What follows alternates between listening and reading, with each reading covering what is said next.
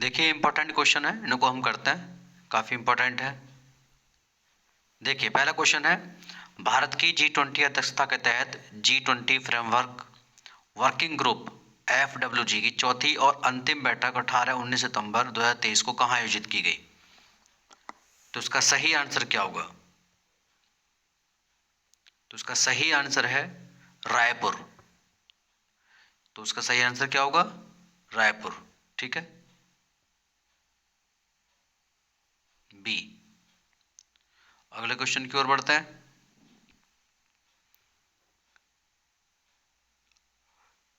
किस भरतनाट्यम नृत्यांगना का 21 सितंबर 2023 को नई दिल्ली में निधन हो गया? तो इसका सही आंसर है सरोजा वैद्यनाथन। तीसरा क्वेश्चन, प्रधानमंत्री नरेंद्र मोदी ने 23 सितंबर 2023 को अंतर्राष्ट्रीय क्रिकेट स्टेडियम का शिलान्यास किया। तो इसका सही आंसर क्या होगा? इसका सही आंसर है वाराणसी, सी। भारतीय नौसेना के स्वदेश निर्मित किस युद्धपोत ने 20 से 21 सितंबर 2023 तक रॉयल ऑस्ट्रेलियाई नौसेना और इंडोनेशियाई नौसेना के जहाजों और विमानों के साथ पहले त्रिपक्षीय समुद्री साझेदारी अभ्यास में भाग लिया? तो कौन सा है वो युद्धपोत? तो उसका सही आंसर होगा आपका ए, INS सह्याद्री। आगे, केंद्र सरकार ने PM विश्वकर्मा योजना के तहत कारीगरों को दिए जाने वाले ऋण पर कितने प्रतिशत तक की सब्सिडी दी जाएगी? तो उसका सही आंसर होगा, जो छूट होगी, जो सब्सिडी होगी, वो होगी 8%, सी। PM विश्वकर्मा योजना या कौशल विकास, छोटे छोटे कार्य होते हैं। और मोदी ने ये अपने जन्मदिन, उनका जो 17 सितंबर है जन्मदिन, उस समय ये चलाई थी, इस योजना को चलाया, लॉन्च किया। 17 सितंबर 2023 को पश्चिम बंगाल के किस प्रसिद्ध स्थल को यूनेस्को के विश्व धरोहर सूची में शामिल कर लिया गया? तो उसका सही आंसर क्या होगा? ऑप्शन आपके सामने। सही आंसर होगा आपका शांति निकेतन, सी। सही आंसर होगा शांति निकेतन। देखिए पश्चिम बंगाल के 3 स्थल हैं जो यूनेस्को में, वैसे टोटल तो 42 हो चुके हैं, टोटल 42 हैं, टोटल 42 हैं, लेकिन पश्चिम बंगाल से 3 हैं। एक शांति निकेतन हो गया तीसरा, इससे पहले 2 और हैं, एक आपका दार्जिलिंग रेलवे और एक सुंदरबन। तो ये 3 स्थल यूनेस्को की धरोहर सूची में ये शामिल हैं पश्चिम बंगाल से। लेकिन ऑल ओवर इंडिया की अगर बात करें तो 42 हैं, जिसमें से 34 सांस्कृतिक हैं और आपका 7 प्राकृतिक हैं और एक आपका मिश्रित है। ठीक है, तो ये टोटल हो गया आपका 42। अगला क्वेश्चन, किस राज्य सरकार ने निवेश आकर्षित करने और राज्य को स्टेनलेस स्टील उत्पादन को बढ़ावा देने के लिए एक सब्सिडी योजना का अनावरण किया है? तो स्टेनलेस स्टील के लिए जो बढ़ावा इसको दिया जा रहा है, स्टेनलेस स्टील के लिए सही आंसर होगा आपका ओडिशा, ए। हाल ही में किस राज्य सरकार ने अडॉप्ट ए स्कूल योजना के कार्यान्वयन का आदेश जारी किया है? तो ये पढ़ना है आपको, अडॉप्ट ए स्कूल योजना, तो ये किया है महाराष्ट्र सरकार, सी, महाराष्ट्र। केंद्र सरकार ने 14 सितंबर 2023 को किन राज्यों के लिए किसानों के लिए फसल वर्ष 2023-24 में अफीम पोस्त की खेती के संबंध में लाइसेंस की वार्षिक लाइसेंसिंग नीति की घोषणा की है? तो कौन कौन से सरकार के साथ ये अफीम से संबंधित लाइसेंसिंग पॉलिसी की घोषणा की गई है? तो ऑप्शन होगा इसका सही, आप ऑप्शन देख लीजिए, चारों ऑप्शन। इसका सही आंसर होगा ए, मध्य प्रदेश, राजस्थान और उत्तर प्रदेश। प्रधानमंत्री नरेंद्र मोदी ने 14 सितंबर 2023 को मध्य प्रदेश के किस शहर में डाउनस्ट्रीम पेट्रोकेमिकल परिसर और रिफाइनरी विस्तार परियोजना की आधारशिला रखी? तो इसका सही आंसर होगा बी बीना मध्य प्रदेश, बीना मध्य प्रदेश। ठीक है, आगे है दक्षिण राज्यों केंद्र शासित प्रदेशों के पशुपालन व डेयरी क्षेत्र की क्षेत्रीय समीक्षा बैठक 15 सितंबर 2023 को कहाँ आयोजित की गई? उसका सही आंसर क्या होगा? पशुपालन डेयरी से संबंधित है, 15 सितंबर को आयोजित की गई थी। सही आंसर होगा ए, तिरुवनंतपुरम। प्रतिवर्ष ओजोन परत के संरक्षण के लिए विश्व ओजोन दिवस मनाया जाता है। इसका सही आंसर क्या होगा? बी, 16 सितंबर। अगला क्वेश्चन है, भारत के प्रधानमंत्री नरेंद्र मोदी ने G20 के अगले दौर के लिए अध्यक्षता किस देश को सौंपी है? तो आपका सही आंसर क्या होगा? ये इजी है, आपने सोच लिया होगा। सही आंसर होगा बी, ब्राजील। किस केंद्रीय मंत्रालय ने हाल ही में बांध सुरक्षा पर अंतर्राष्ट्रीय सम्मेलन किया? कौन सा मंत्रालय है?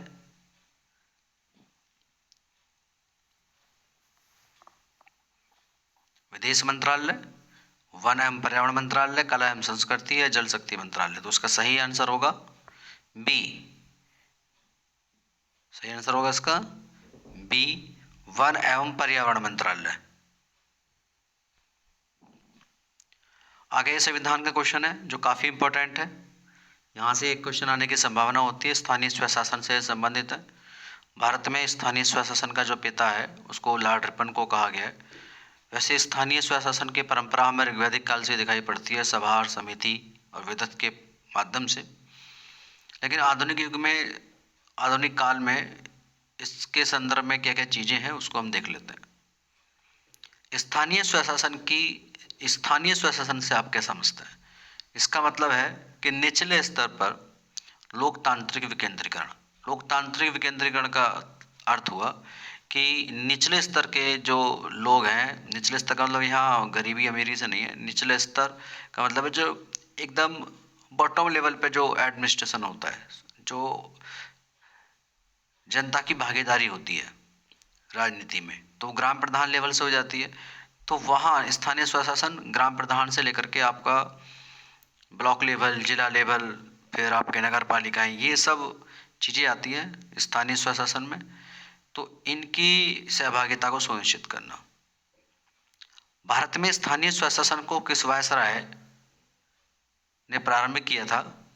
तो इसका हो गया आपका लॉर्ड रिपन, 1982। गलत है, 1982 नहीं है, 1882 होगा। ठीक है, क्या होगा ये? 1882।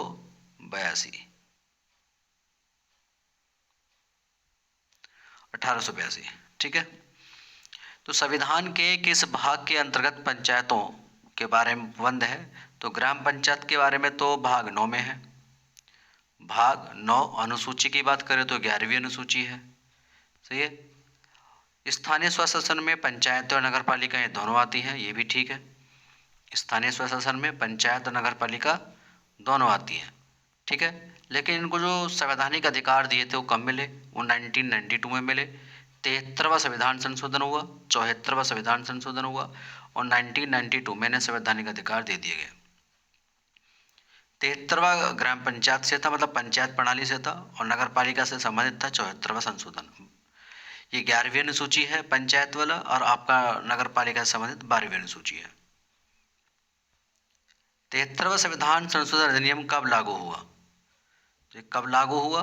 24 अप्रैल 1993 को लागू हुआ। जो 73वां संविधान संशोधन हुआ था ये 1993 में लागू हुआ, 24 अप्रैल। इसीलिए 24 अप्रैल को राष्ट्रीय पंचायत दिवस के रूप में मनाया जाता है। 24 अप्रैल किस रूप में मनाते हैं? राष्ट्रीय पंचायत दिवस के रूप में मनाते हैं। पंडित जवाहरलाल नेहरू ने भारत में सर्वप्रथम पंचायती राज व्यवस्था कहाँ लागू की थी? 2 अक्टूबर 1959 को इसका उद्घाटन हुआ था। 2 अक्टूबर 1959 को नागौर में, वहीं पर इसको लागू किया गया था। राजस्थान के नागौर से ही इसको लागू किया गया था, ग्राम पंचायत व्यवस्था को। अनुच्छेद 40 नीति निर्देशक तत्व में इसका उल्लेख है ग्राम पंचायत का। लेकिन आगे अगर हम संवैधानिक प्रबंध देखें तो अनुच्छेद 243 से ये स्टार्ट हो जाते हैं आपके, और 243 तक इनके बारे में उल्लेख है, पंचायत व्यवस्था के बारे में उल्लेख है। किस अधिनियम के द्वारा स्थानीय स्वशासन के बारे में स्पष्ट प्रावधान किया गया था? तो स्पष्ट प्रावधान जो स्थानीय स्वशासन का मिलता है पहली बार 1919 के मॉन्टेग्यू चेम्सफोर्ड सुधार अधिनियम 1919 के एक्ट में ये हमें दिखाई पड़ता है। आगे है, किस अधिनियम द्वारा स्थानीय स्वशासन की पूर्णता राज्य का विषय बना दिया गया? यानी कि जो स्थानीय स्वशासन है ये किसका विषय है? ये राज्य सूची का विषय बना दिया गया था। तो 1935 के अधिनियम में इसको बना दिया गया था राज्य सूची का विषय। ये आज भी राज्य सूची का विषय है, पंचायत व्यवस्था।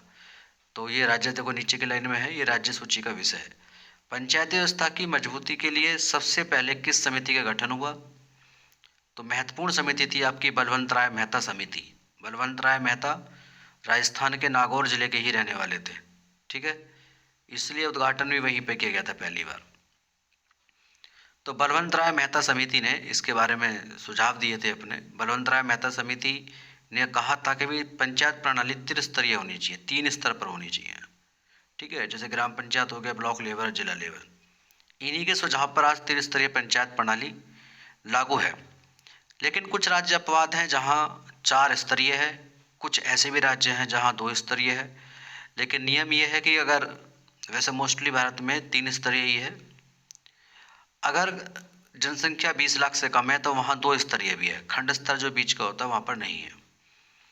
सामुदायिक विकास कार्यक्रम का प्रारंभ 2 अक्टूबर, सामुदायिक विकास कार्यक्रम, ठीक है, 2 अक्टूबर 1952 में स्टार्ट हुआ था।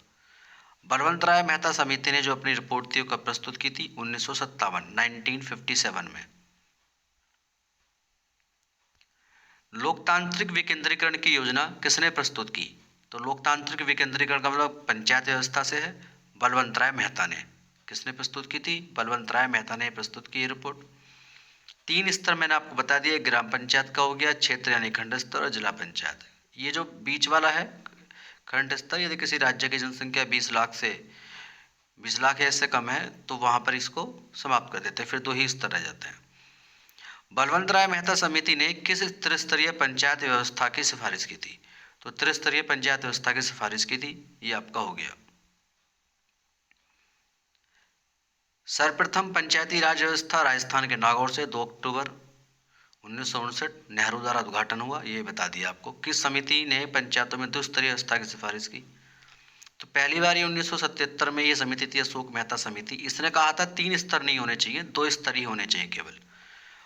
लेकिन जनता पार्टी की सरकार थी, जनता पार्टी की सरकार, फिर आपको पता ही है कि फिर वो नहीं रही, बहुत जल्दी वो चली गई।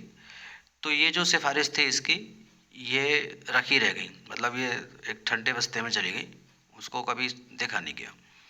हालांकि क्वेश्चन में ध्यान रखना कि 2 स्तरीय प्रणाली की सिफारिश किसने की थी? तो अशोक मेहता समिति ने की थी, 2 स्तरीय, ठीक है। इन्होंने कहा था कि विकास का मुख्य बिंदु ग्राम न होकर जिला परिषद को माना जाए और उसे शक्तिशाली बनाने की सिफारिश की थी। जिला परिषद की इन्होंने बात की थी। अशोक मेहता समिति ने पंचायत व्यवस्था के कितने दो स्तर बताए थे? जिला परिषद और मंडल पंचायत, क्योंकि उन्होंने कहा था ना 2 स्तरीय होने चाहिए, तो 2 स्तरीय बताए थे उन्होंने, जिला परिषद और मंडल पंचायत। क्षेत्र पंचायतों के लिए क्षेत्रों का निर्धारण किसके द्वारा किया जाता है? राज्य सरकार। देखिए चुनाव तो ध्यान रखना केंद्रीय चुनाव आयोग नहीं कराता, इनका राज्य निर्वाचन आयोग होता है। स्थानीय स्वशासन के संबंधित जितने भी संस्थाएं हैं उनके चुनाव वही कराता है, राज्य निर्वाचन आयोग। राज्य सरकार ही निर्णय लेती है कि चुनाव कब कराए जाए।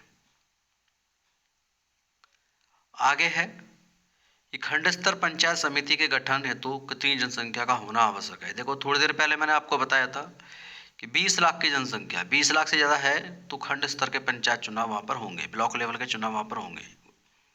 जनसंख्या 20 लाख से कम है तो इसकी आवश्यकता नहीं होती है। 11वीं अनुसूची में पंचायत व्यवस्था है, 12वीं अनुसूची में नगर पालिका व्यवस्था है, बता दिया है। कार्यकाल कितना होता है? 5 वर्ष होता है। चुनाव में खड़े होने के लिए जो एज है कम से कम 21 होनी चाहिए, 21 वर्ष। स्थानीय स्वशासन में 21 वर्ष होनी चाहिए। मतदाता की आयु जो होती है वो 18 वर्ष है, हर चुनाव में 18 वर्ष। ये 61वें संविधान संशोधन द्वारा 1989 में 1989 में 18 वर्ष कर दी गई थी, पहले 21 वर्ष थी। वोट देने की आयु, वोट देने की जो आयु है, एक संवैधानिक अधिकार है वोट देना, अनुच्छेद 326 में इसके बारे में उल्लेख है। आगे है पंचायतों में महिलाओं का आरक्षण 1/3 यानी कि 1/3 है, लेकिन कुछ राज्य ऐसे हैं जहां महिलाओं को 50% आरक्षण है। 50%, जैसे बिहार है, मध्य प्रदेश है, वहाँ 50% महिलाओं को आरक्षण है। अब मध्य प्रदेश में तो नौकरियों में भी महिलाओं को 35% आरक्षण कर दिया गया है। 35। और आपको पता होगा 106वें संविधान संशोधन के द्वारा संसद में और विधानसभाओं में महिलाओं को 1/3 आरक्षण कर दिया गया है। विधेयक 128वां है, आपका संशोधन 106, यानी कि 28 सितंबर को राष्ट्रपति ने उसको अनुमति दे दी थी। 28 सितंबर को महिला आरक्षण के संदर्भ में जो विशेष अधिवेशन हुआ था। इसके बाद है, एक सेकेंड जरा आवाज थोड़ी हुई है। तो महिलाओं का आरक्षण के संदर्भ में आपको समझ में आ गया होगा। अरुणाचल प्रदेश में अनुसूचित जातियों का पंचायत में आरक्षण किस संशोधन के द्वारा समाप्त किया गया? 83वां संविधान संशोधन है सन 2000 में। अनुसूचित जाति का मतलब SC, क्योंकि वहाँ पर इनकी संख्या कम है तो इसको इन्होंने वहाँ समाप्त कर दिया। 11वीं अनुसूची के अंतर्गत पंचायतों में कितने विषय हैं? देखिए, पंचायतों में 29 विषय होते हैं, 29 टॉपिक्स होते हैं जिन पर प्रधान काम करता है। नगर पालिका के मैटर में देखा जाए तो ये मामले में उसमें तो 18 विषय होते हैं, लेकिन ग्राम पंचायत में 29 विषय होते हैं। पंचायतों से संबंधित डॉक्टर GV राव समिति का गठन हुआ था 1985 में। इसके बाद 1986 में लक्ष्मीमल सिंघवी समिति, जिसे हम LM सिंघवी समिति कहते हैं, इसने सिफारिश की थी 1986 में। इसकी सिफारिशें क्या थी? पंचायतों को वित्तीय संसाधन उपलब्ध कराना, राज्य वित्त आयोग का गठन करना और पंचायतों को करारोपण का अधिकार। अगर आपसे पूछे, पहले राज्य वित्त आयोग नहीं होता था, अब राज्य में भी फाइनेंस कमीशन होता है, वित्त आयोग होता है, तो वो किसकी सिफारिश पर लाया गया था? तो LM सिंघवी समिति की सिफारिश पर राज्य के लिए एक राज्य वित्त आयोग का गठन किया गया, इसी की सिफारिश पर हुआ था। तो ये संविधान के महत्वपूर्ण क्वेश्चन थे। अगर आपको ये चीज़ें ठीक लगती हैं, पसंद आती हैं, अगर हमें व्यूज सही मिलते हैं, देखिए सारी चीज़ व्यूज पर डिपेंड करती है। 8-10 लोग देखते हैं, ठीक नहीं लगता। अगर व्यूज सही है, सभी लोग देखते हैं, तो वीडियो बन जाएगी आपकी डेली। आपका थोड़ा कॉपरेट की हमें ज़रूरत है। अगर आप कॉपरेट करते हैं, शेयर करते हैं, वीडियो देखते हैं, किसी भी स्तर से हमारी वीडियो बेकार नहीं होगी, काफ़ी अच्छी वीडियो होती है, आप देखिए ध्यान से। ठीक है, मैं नीरज कुमार, धन्यवाद।